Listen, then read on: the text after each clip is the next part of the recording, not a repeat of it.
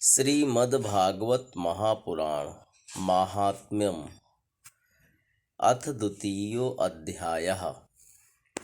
भक्ति का दुख दूर करने के लिए नारद जी का उद्योग।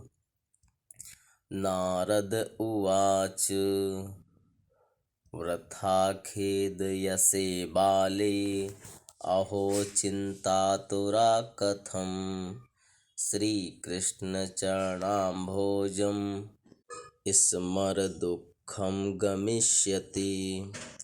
द्रौपदी च परित्राता येन कौरवकश्मलात् पालिता गोपसुन्दर्यः सकृष्णः क्वापि नो गतः।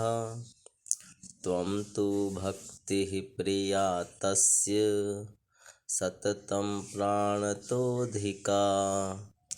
त्वयाहूतस्तु भगवान् याति नीचगृहेष्वपि।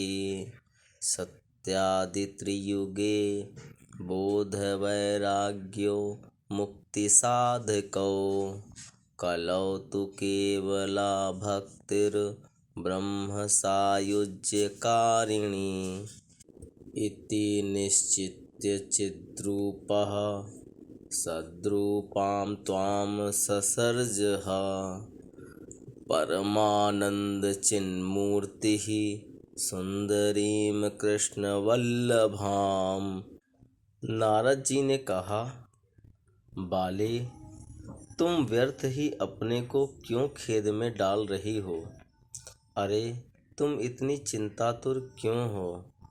भगवान श्री कृष्ण के चरण कमलों का चिंतन करो। उनकी कृपा से तुम्हारा सारा दुख दूर हो जाएगा।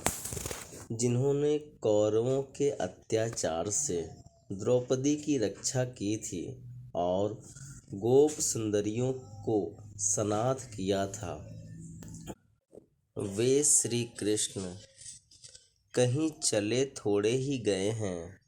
फिर तुम तो भक्ति हो और सदा उन्हें प्राणों से भी प्यारी हो।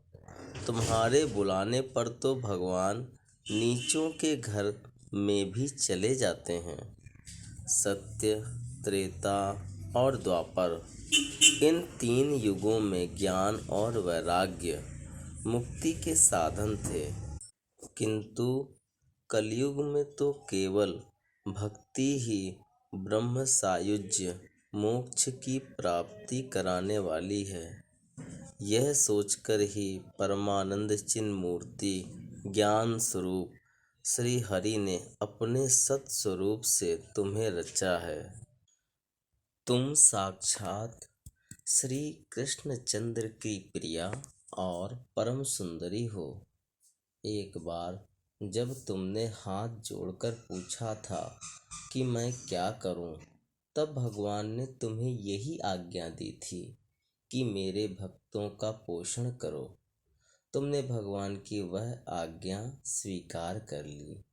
इससे तुम पर श्री हरि बहुत प्रसन्न हुए और तुम्हारी सेवा करने के लिए मुक्ति को तुम्हें दासी के रूप में दे दिया और इन ज्ञान वैराग्य को पुत्रों के रूप में।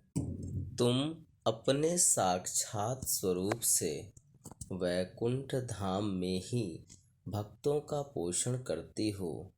भूलोक में तो तुमने उनकी पुष्टि के लिए केवल छाया रूप धारण कर रखा है।